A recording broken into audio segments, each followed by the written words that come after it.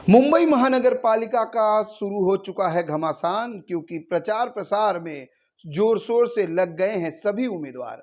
लगातार महानगर पालिका के चुनाव के प्रचार की अगर हम बात करें तो अब महज कुछ ही दिन बचे हैं और ऐसे में सभी उम्मीदवार अपनी पूरी ताकत झोंक रहे हैं किस तरह से वो जनता के बीच पहुंचे और अपने चुनावी मुद्दों को उनका पहुंचाएं और अपना चुनावी समीकरण जो है वो वोट बैंक में तब्दील कर सकें। ऐसे में अगर हम बात करें वर्सोवा विधानसभा के वार्ड क्रमांक 63 की यानी 63 की, तो इस बार यहां पर काफी कांटे की टक्कर होने वाली है, क्योंकि यहां पर एक के बाद एक दिग्गज उम्मीदवार मैदान में है। एक तरफ भारतीय जनता पार्टी महायुति के उम्मीदवार हैं रुपेश सावरकर, तो दूसरी तरफ मसाल यानी शिवसेना यूबीटी के उम्मीदवार मनसे युति के उम्मीदवार देवेंद्र बाला अंबेकर हैं, जो राजनीति में काफी एक्सपीरियंस रखते हैं और ये वार्ड उनके लिए जाना पहचाना है, नया नहीं है, क्योंकि उन्होंने 10 साल पहले वहां पर जब चुनाव में वो चुनकर आए थे तो काफी विकास का काम किए हैं और उसी के मुद्दे पर एक बार वो फिर पार्टी के नेतृत्व में मसाल को लेकर वार्ड क्रमांक 63 में जलाने की कोशिश कर रहे हैं। हमारे साथ खुद देवेंद्र बाला अंबेकर हैं, उनसे जानते हैं कि इस बार का जो चुनावी समीकरण है वो किस तरह से बन रहा है और लगातार जो वार्ड है क्या उनके लिए कितनी मुश्किल है और कितने विकास कार्यों को लेकर इस बार वो मैदान में है। सबसे पहले तो इन 24 न्यूज में स्वागत है बाला साहब। धन्यवाद। जिस तरीके से अगर वार्ड क्रमांक 63 की बात करें तो काफी दिग्गज उम्मीदवार इस समय मैदान में है, लेकिन सबसे अगर राजनीतिक एक्सपीरियंस की बात करें उस वार्ड के नस नस को अगर जानने वाले हैं तो देवेंद्र बाला अंबेकर है, क्योंकि वहां पर ऑलरेडी वो नगर सेवक रह चुके हैं। ऐसे में एक तरफ रुपेश सावरकर हैं, दूसरी तरफ प्रियंका सनाप हैं कांग्रेस से। ऐसे में राजनीतिक समीकरण क्या कुछ बनने वाला है वार्ड क्रमांक 63 में? देखो, मैं शिवसेना उद्धव बाळासाहेब ठाकरे, महाराष्ट्र नवनिर्माण सेना, राष्ट्रवादी कांग्रेस शरद पवार जी, इन्हों का तीनों पार्टी का मैं संयुक्त उम्मीदवार हूँ। मेरी निशानी है मशाल, फ्लैमिंग टॉर्च। और दूसरी ऐसी बात है करके इस विभाग में 40-45% इलाका यहाँ पे मैं 2012 से 2017 तक नगर सेवक था। मैं लोगों की सिविक प्रॉब्लम उनको निवारण करने का या निवारण करने का और उनको मदद करने का मुंबई महानगर पालिका की तरफ से मैंने काम किया हूँ। और मैंने देखो उस विभाग में रहते हुए जो हमारे वहाँ पे कैप्टन सावन मार्ग है, कैप्टन सावन मार्ग सीमेंट कंक्रीटीकरण का काम किया। उसके बाद कमरुद्दीन मर्चेंट उद्यान है, उसको नाम दिया मैंने, उसको ब्यूटिफिकेशन किया। प्रमोद नवलकर उद्यान है, उसको ब्यूटिफिकेशन और उसको ब्यूटिफिकेशन करने की काम किया। उसके बाद मैंने विरा देसाई एक्सटेंशन रोड है, 2012 से 12 की तरफ उस वक्त विधायक से उनके तालुका तो विधायक की सपोर्ट लेके वो विरा देसाई एक्सटेंशन मैंने चौड़ाई किया। कंट्री क्लब के वहाँ से ये एक्सटेंशन रोड विरा देसाई क्वारी रोड पे जाता है, वहाँ पे उस रोड को ज्वाइन करने की ज्वाइन किया।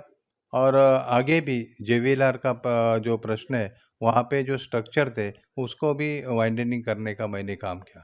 इस विभाग में रहते हुए मैंने वहाँ पे जो स्लम्स है, विकास नगर है, गौतम नगर है, शास्त्री नगर उस वक्त स्लम था।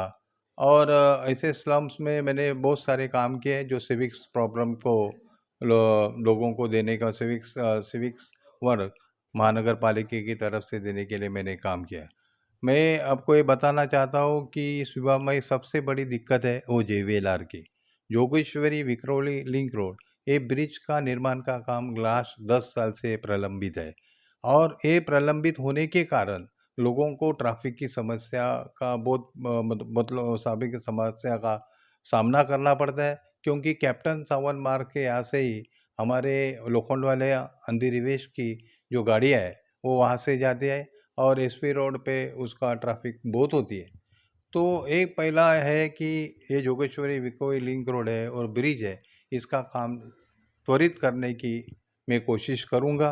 ये पहला मुद्दा है। दूसरा मुद्दा ऐसा है कि जो वीरा देसाई एक्सटेंशन रोड पे जो कंट्री क्लब है, कंट्री क्लब के आजू-बाजू में 8-10 सोसाइटी है, उनका सीवरेज जो लाइन है, वो सीवरेज लाइन को उनका कनेक्शन नहीं है।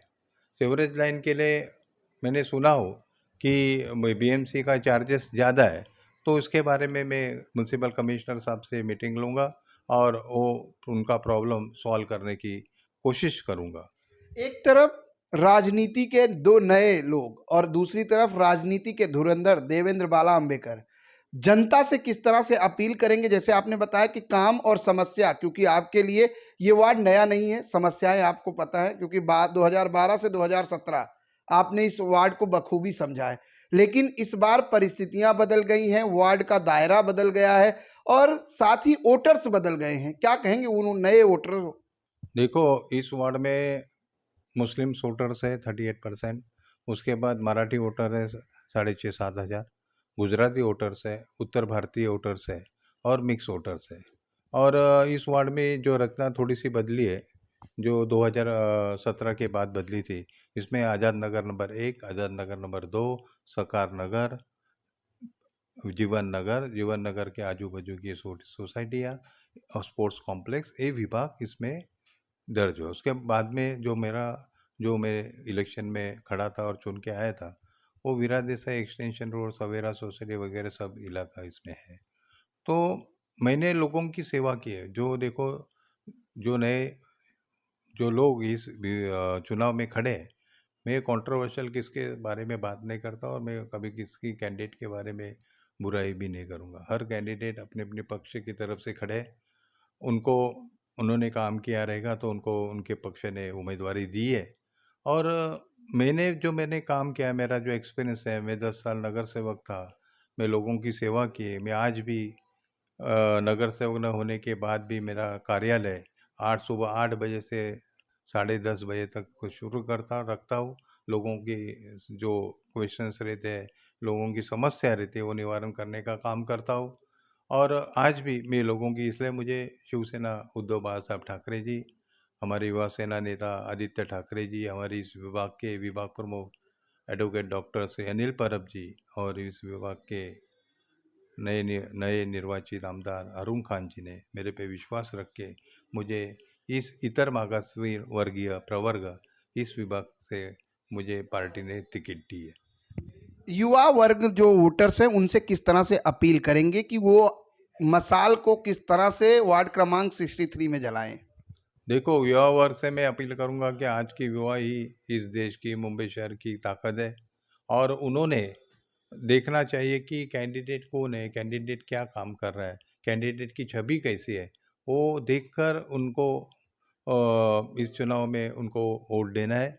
और लोगों को उनको मालूम करना चाहिए कि कैंडिडेट कैसा है, कैंडिडेट कौन है, कौन सेवा करने के लिए ये रहेगा।